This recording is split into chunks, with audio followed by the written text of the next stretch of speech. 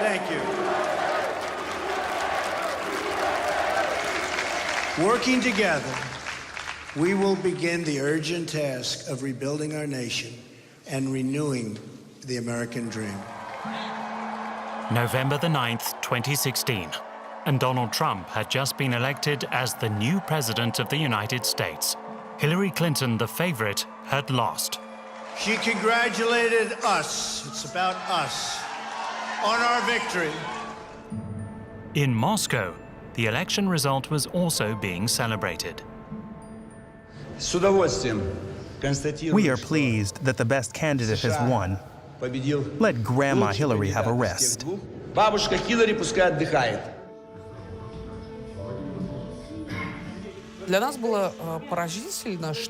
We were baffled. In the State Duma, nationalist Vladimir Zhirinovsky held a special reception to celebrate Trump's victory.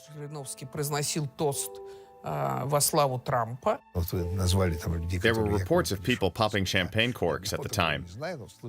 I don't know anyone personally, but I heard about it. Well, a love of grandeur is part of the Russian national character. Vladimir Putin was one of the first to congratulate the surprise winner, Donald Trump. Russia wants to completely restore its relationship with the USA. The fact that Trump was focusing on the slogan, "Make America Great Again," that he wanted to promote his own country rather than pushing for globalization, was good news for us Russians.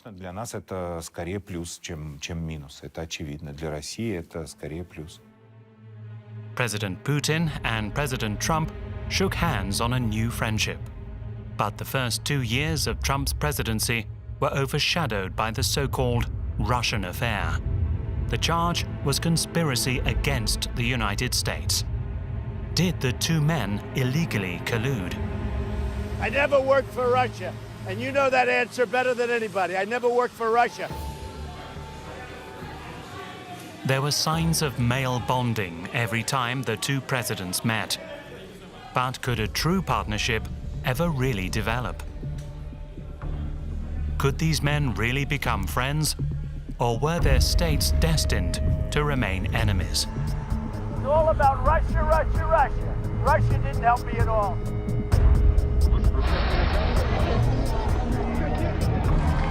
Да, я хотел, потому что он говорил о нормализации российско-американских отношений. Not a question of friend or enemy. He's not my enemy. Buddy, I never worked for Russia.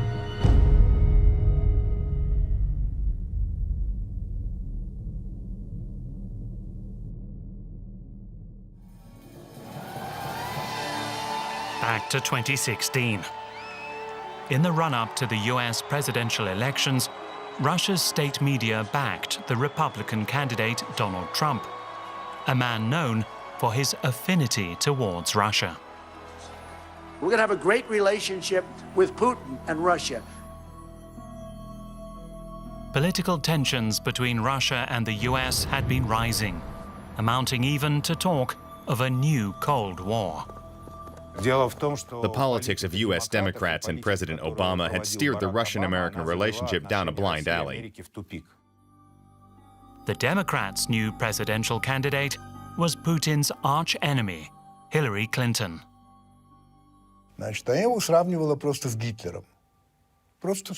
She even compared him with Hitler, quite blatantly. She said he was just like Hitler, so it was obvious that relations would be difficult if she became president. Moscow pinned all its hopes on Donald Trump to revive the relationship between the two nations. Trump expressed himself quite differently.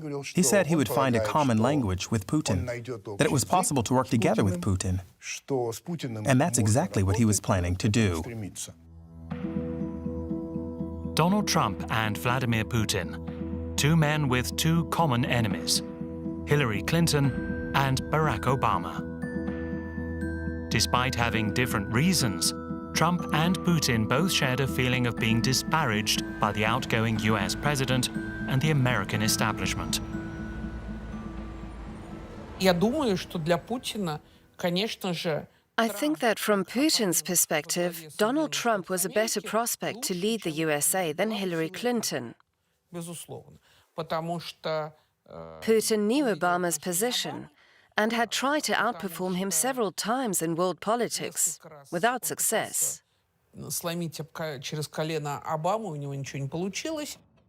Putin's mistrust of the US, its president and its allies was deep-rooted.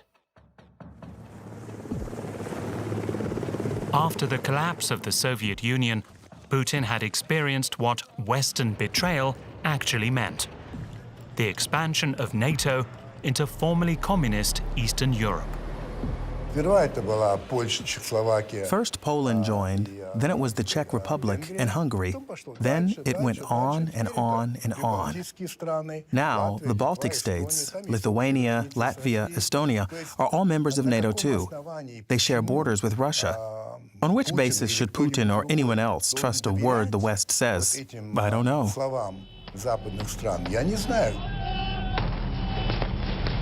Even with President Obama, relations did not improve.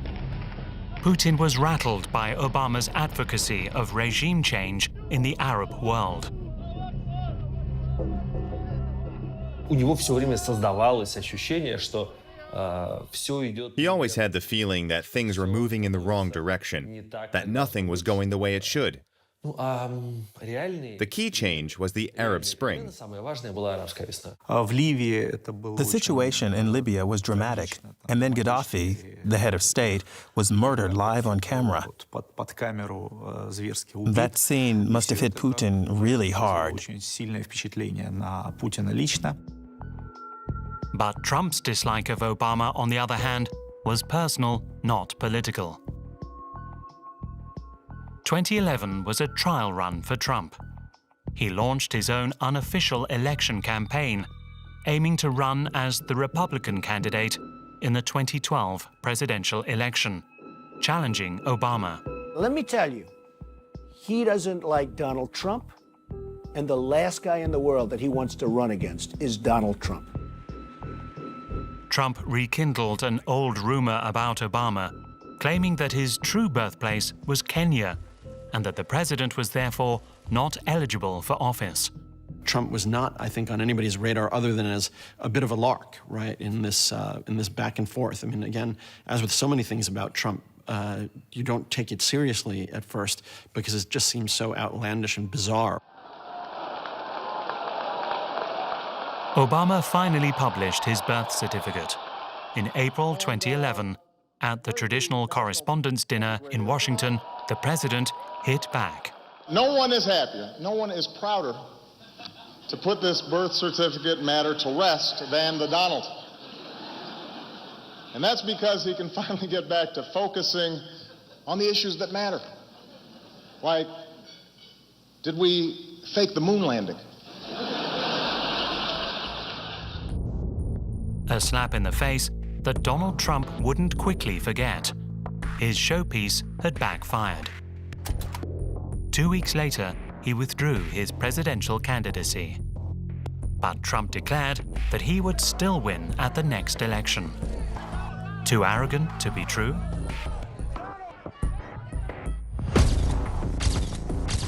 Trump sought his revenge on Obama.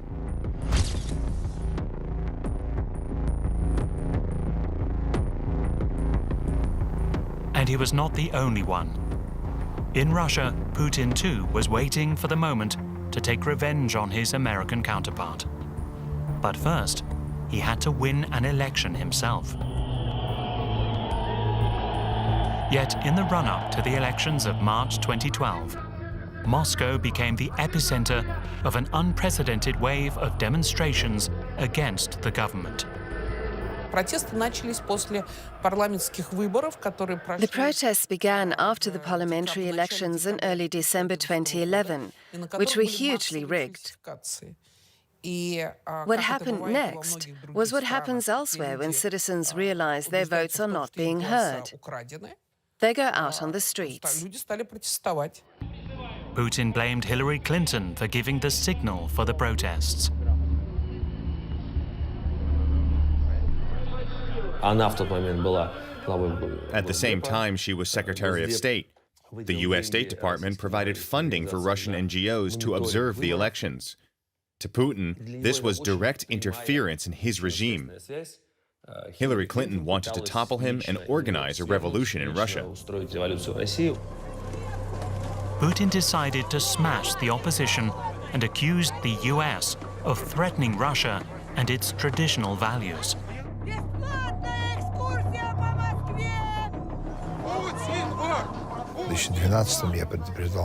In 2012, I warned my friends from the liberal camp to prepare for the inevitable. They would have to take sides, either us, Russia, or the West.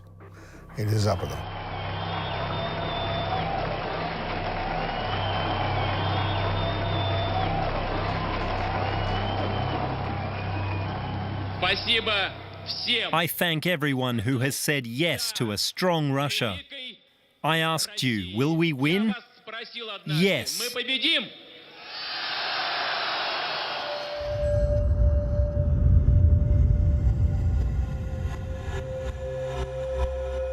Putin's tactics paid off. He was the clear winner of the presidential elections, with 64% of the vote. Putin has shown that his politics are geared towards traditional values: family, loyalty to the people, and service to the fatherland. These values have always been typical of the Russian service class, as it used to be called.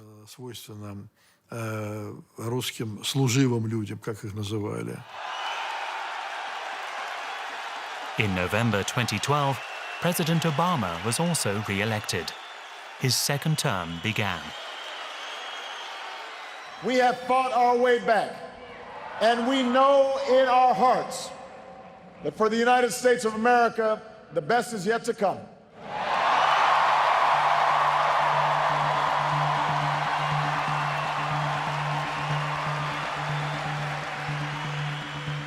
Russia, however, was not very high on Obama's agenda. There's no big economic relationship. There was no big need at the moment for focusing on nuclear weapons or non-proliferation. The treaties weren't coming up right at that point. So for Obama, it was a focus completely on other issues, on the Middle East, on terrorism, on domestic affairs. Russia was really an afterthought. But one US citizen was vying for Putin's attention: Donald Trump. As early as 2013, he had recognized that Russia was also a land of unlimited opportunities. As the owner of the rights to Miss Universe, Trump had voted to hold the beauty pageant in Moscow. He launched a charm offensive on Twitter. Could Putin be his new best friend? He was certain that Putin would attend the contest.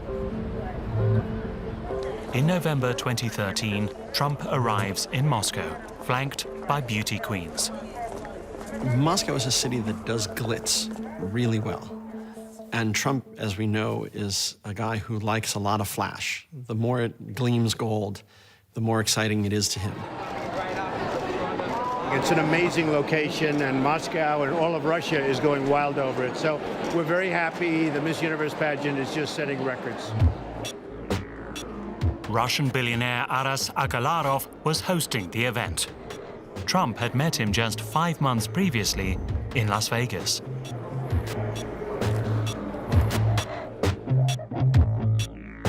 Mikhail Aidov, editor-in-chief of GQ Russia magazine at the time, was approached by Aras Agalarov to write a cover story.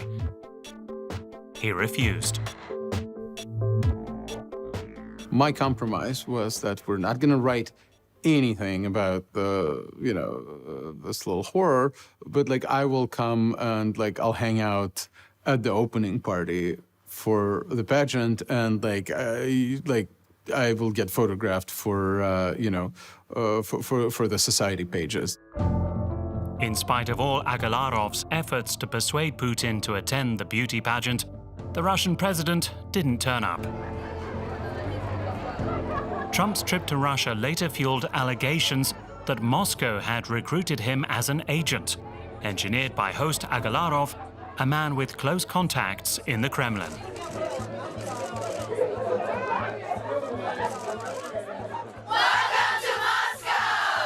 If I knew that this idiotic event would somehow become kind of the crux, the focal point of like the 21st century's biggest conspiracy theory, I would probably pay closer attention or try to hang out with Trump and the Galarovs. But I really doubt, honestly, that this is when the plot was hatched. During his stay in Moscow, Trump continued his offensive against Obama for Russia. All over the world, people are laughing at us. They're ripping us off. I mean, you look at what's going on in Russia and Moscow. You look at how it's just booming and how well it does. And they have the Olympics. And as you know, we tried to get the Olympics and came in 4th place. Now figure that one out, 4th place. Yet Putin ignored his advances. For the average Russian, Trump was a money magnate, a man with a trophy wife who built towers all over the world. No more than that. He was a businessman, one of many. I don't think Putin perceived him any differently at this point. But giving up was not an option for Donald Trump. He was determined to find a way to get Putin's attention. But the Russian president had more important plans. He wanted to get his country back on the world stage, fast. And he could see a way to do it. In early 2014, the Ukrainian peninsula of Crimea became the center of the most serious East-West crisis since the end of the Cold War. On the 22nd of February, Viktor Yanukovych, the Moscow-loyal president of Ukraine, was ousted from office. Putin realized he had to take action. Since he couldn't help President Yanukovych to stay in power, Ukraine had to be punished. He wanted to show that a people's revolution could only worsen a country's situation. It was also a clear warning to his own country. Putin, whose empire borders on Ukraine, wants to prevent Ukraine moving closer to Europe.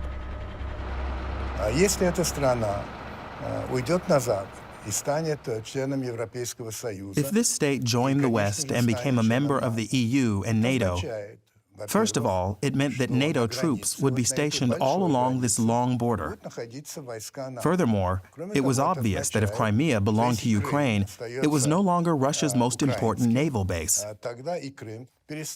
Instead, we could have the American 6th Fleet, for example, coming to Sevastopol. Putin called a midnight meeting and decided that Crimea should once again belong to Russia. You know, the Sochi Olympics were still going on, or they had just ended, the world was distracted. And so Russia clearly had plans on the books to take back Crimea. They didn't invent them. It wasn't an impulsive move, if you like. Moscow acted quickly. Just 3 weeks after the Ukrainian president's overthrow, Crimea declared its independence. The annexation of the strategic Black Sea Peninsula quickly followed Sunday's hastily called referendum in which its residents overwhelmingly backed breaking from Ukraine and joining Russia. I would like to congratulate all citizens of Russia, Crimea, and Sebastopol on this significant event. Sometimes for Americans, I try to explain that it would be as if by an accident of history, the U.S. lost part of South Florida, but not just South Florida, Orlando, Disney. And if by chance the opportunity arose for a president to grab it back, what would people say? That it was a violation of international law, or Disney is ours? And that's what you hear in Russia. The cry goes up, Krim nash, Crimea is ours.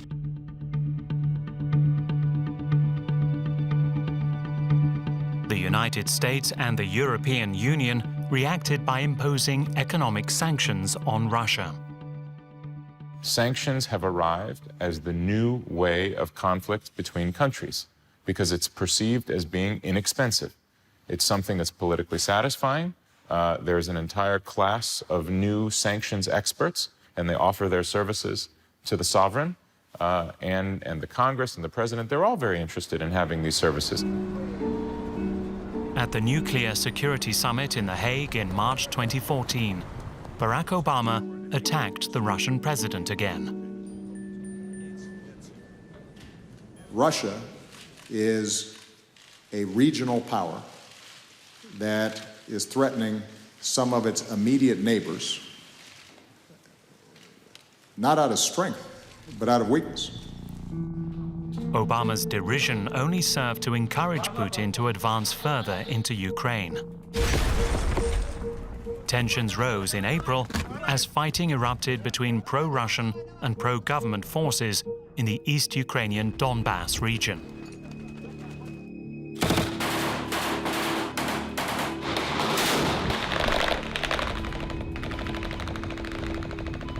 Putin has said it so many times. Russia and Ukraine are one nation. They belong together. One people, one empire, one leader. Russian policy on Ukraine is viewed as very fundamental to Russian national identity. I mean, you hear Russians, officials, media, ordinary people talking all the time about my Ukrainian grandmother, my summers in Ukraine, Ukraine is my left arm, my right arm, whatever, right? It's a deep feeling of closeness to Ukraine. As if he also understood what Ukraine meant to Russia, Donald Trump chipped in. Putin, Russia is like, I mean, they're really hot stuff. And now you have people in the Ukraine, who knows, set up or not, but it can't all be set up. But Russia, I mean, what he's done for Russia is really amazing. Trump's praise for Putin fell on deaf ears. Before Trump ran for the presidency, no one saw him as particularly influential, let alone as a person to watch out for politically.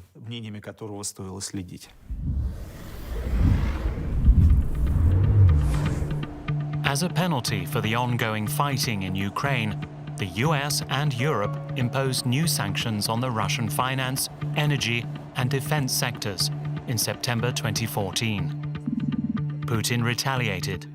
For him, the US was the real troublemaker.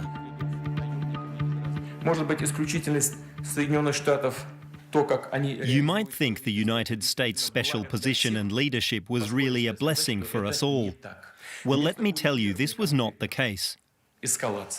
Instead of solving conflicts, it led to their escalation and the spread of chaos. Instead of democracy, support for dubious groups was growing, from neo-fascists to radical Islamists. Provocation from Moscow was nothing new for the West.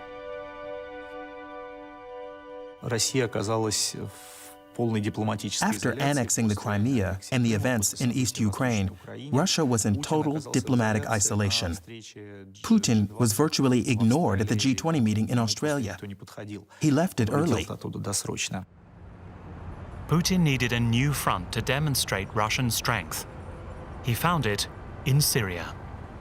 Russia's always had strong relations with the Syrian government. It sold weapons to the Syrian government over many years, often on credit, and after a while that credit would magically be forgiven. The civil war in Syria had been raging for 5 years. In its fight against the insurgents, President Bashar al-Assad's army had laid waste to entire cities. Amid the chaos, the so-called Islamic State had seized control of great swathes of eastern Syria. Putin did not want to see another Arab dictator toppled. He decided to intervene. With Bashar al-Assad, it wasn't about supporting him personally. The problem was keeping the Syrian state going. What has U.S. and European intervention in other states' internal affairs ever achieved? With this excuse of teaching you about democracy and your way of life. Only chaos and collapse. This applies to Afghanistan, Iraq, and Libya. And now, in Syria, Russia was saying, stop, that's enough.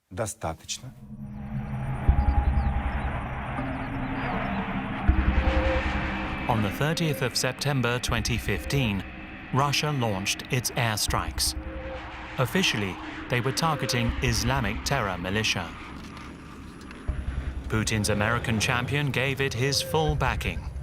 On American television, Trump endorsed Putin's intervention in Syria and said no one should get in Russia's way against the Islamic State.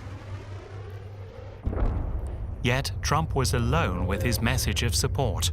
The US and its allies demanded that the Russian airstrikes stop. Their missiles were also hitting innocent people. We're Russians. We wage war. And when we wage war, we want to win. And we do win. Even if only 15 or 20% of our bombs hit their target, they still hit their target.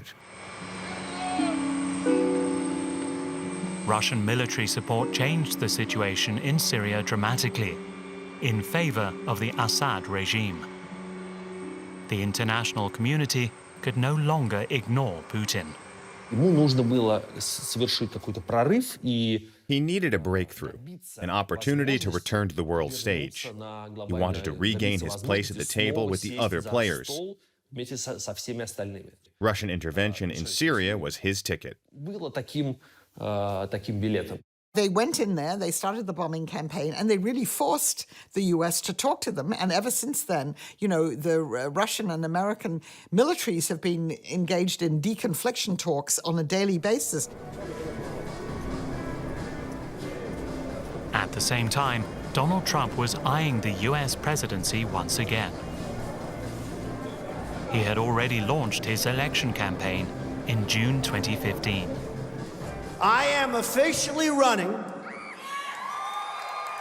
for President of the United States, and we are going to make our country great again. At this time, Trump was already leading the race for the Republican candidacy. People were starting to take him seriously. So, of course, they also started following his comments about Russia.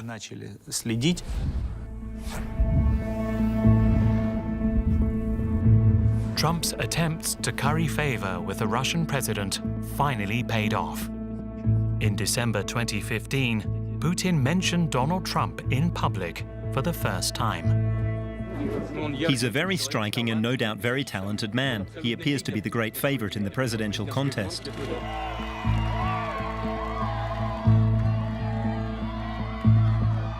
Trump was happy to accept the praise. He came out of nowhere 2 days ago, and he said, Trump is brilliant. He's great. He's the leader. He's the leader of the parties. And he said nice things. I didn't know. I never met him, so I didn't know. And he said nice things. All of a sudden, I'm hearing things like, oh, isn't it terrible that Putin is saying that? That's not terrible. That's good. That's like a good thing, not a bad thing. He can't stand Obama. Obama can't stand him. They're always fighting. Wouldn't it be nice if we could get along like with people?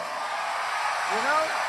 So I guess what begins in late 2015 is this sort of mutual flirtation, if not a love affair, with Trump having praised Putin and Putin now seeing the possibility that Trump could play in this election and praising Trump as somebody who could be presidential. There's something I find important and can only approve of. I see nothing wrong with it. On the contrary, Mr. Trump said he would be willing to restore Russian-American relations. What's bad about that? We all want that, don't you? From the Russian perspective, it was clear whom to support in the election. Putin spoke favorably, but also quite carefully about Trump. He said it was good, but didn't say he thought Trump was great or anything like that. He was much more reserved. On the 22nd of July 2015, Trump became the official Republican presidential candidate. I am asking for your support tonight so that I can be your champion in the White House. And I will be your champion. Nobody knows the system better than me, which is why I alone can fix it.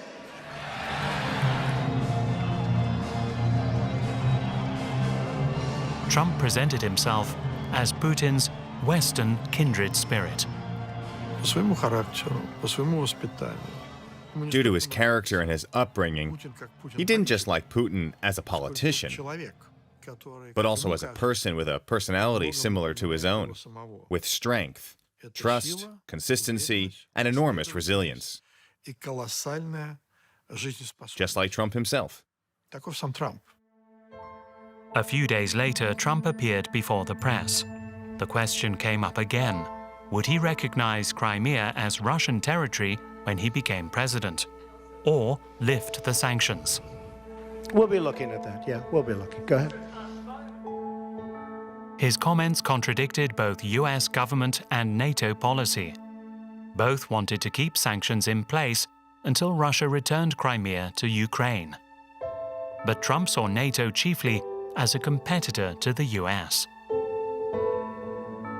Donald Trump begins to cast enormous skepticism and doubt on the NATO alliance. But his point being that NATO, like everything else he's ever done, should be transactional.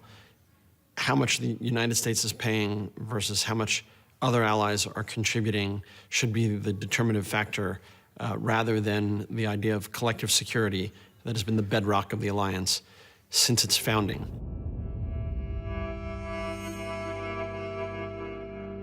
Trump is an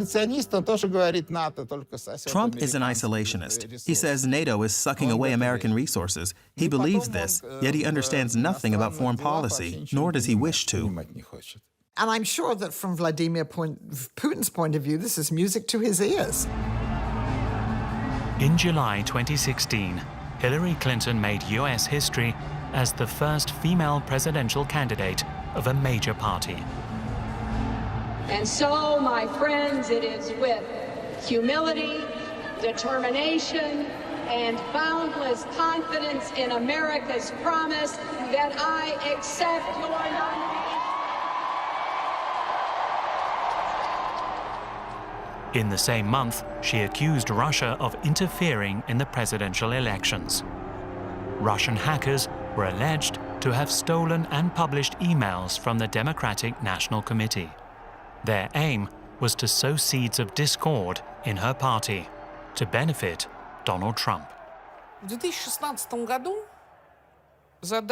2016, Putin set out to create chaos in the United States, mostly so he could say to the Russians at home, look at this. This democracy is a complete mess. Trump was very enthusiastic. He encouraged the hackers to find even more emails. If Russia or China or any other country has those emails, I mean, to be honest with you, I'd love to see them. Russia, if you're listening, I hope you're able to find the 30,000 emails that are missing. Putin denied all the accusations and said Russia had not interfered with the US elections and that the scandal surrounding the alleged stolen emails was fake. The most important thing was the content, which the public now knows about. That's the only thing that matters, not who stole it. I always say to Americans, do you actually realize that we totally control the US? Our hackers control everything. But of course, that's utter nonsense. From my point of view, the most stupid thing is they use this excuse to oppose Trump's domestic policies.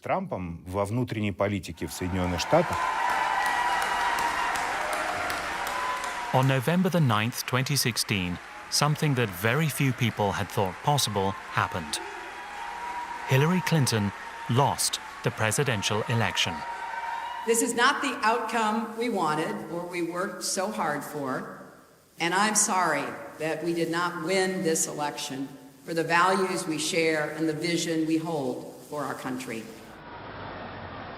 A historic election night was over. The winner was Donald Trump.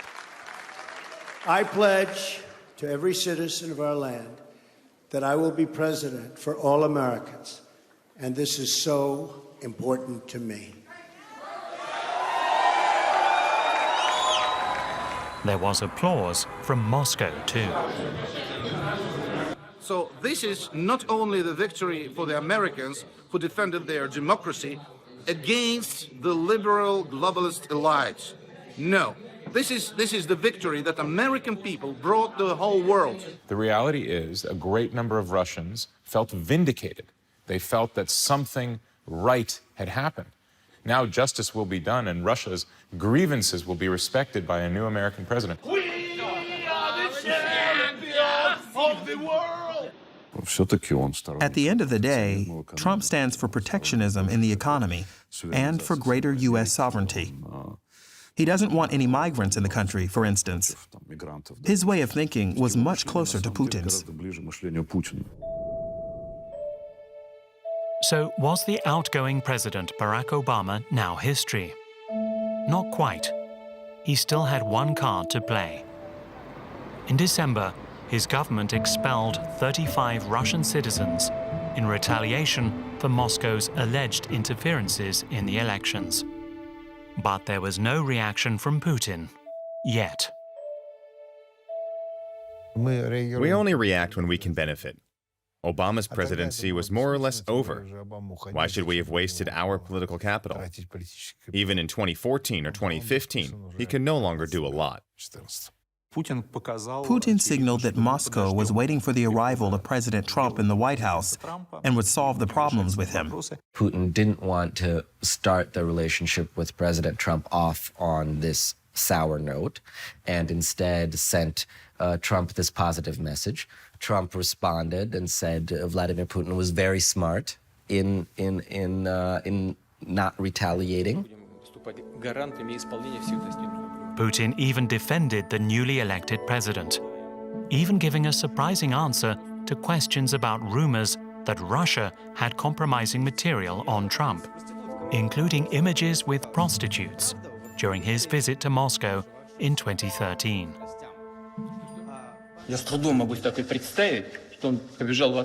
I can hardly imagine that he went into a hotel to meet girls with low sense of social responsibility. Even if they are, of course, the best in the world. People who fake pictures of the kind now circulating of the elected US president to use them in a political battle are worse than prostitutes. They have absolutely no moral standards. On January the 20th, 2017, Donald Trump was sworn in as the 45th President of the United States of America. I, Donald John Trump, do solemnly swear that I will faithfully execute the office of President of the United States. The office of President of the United States. So help me God. So help me God. Congratulations, Mr. President.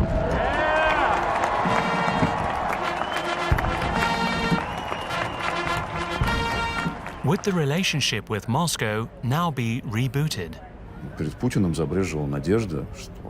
Putin was entertaining the hope that he could create a different kind of relationship with the USA to the previous one, which meant gradually rebuilding the world to fit his own rules and turning Russia back into a superpower.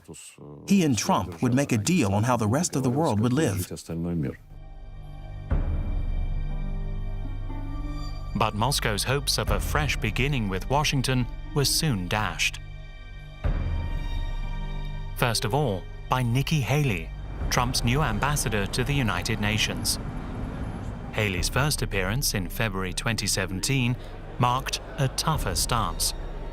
I consider it unfortunate that the occasion of my first appearance here is one in which I must condemn the aggressive actions of Russia. The dire situation in eastern Ukraine is one that demands clear and strong condemnation of Russian actions.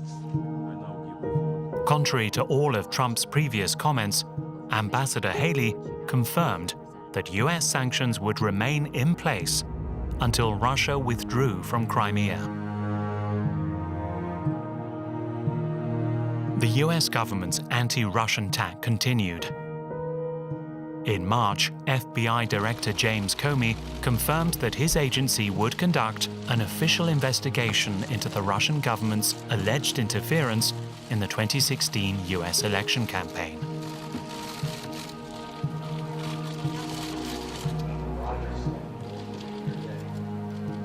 And that includes investigating the nature of any links between individuals associated with the Trump campaign and the Russian government, and whether there was any coordination between the campaign and Russia's efforts. In April, UN Ambassador Haley once again condemned Russia's complicity with the Syrian Assad regime, this time citing a poison gas attack. Yesterday morning, we awoke to pictures, to children foaming at the mouth, suffering convulsions, being carried in the arms of desperate parents. The truth is that Assad, Russia, and Iran have no interest in peace. When the United Nations consistently fails in its duty to act collectively, there are times in the life of states that we are compelled to take our own action.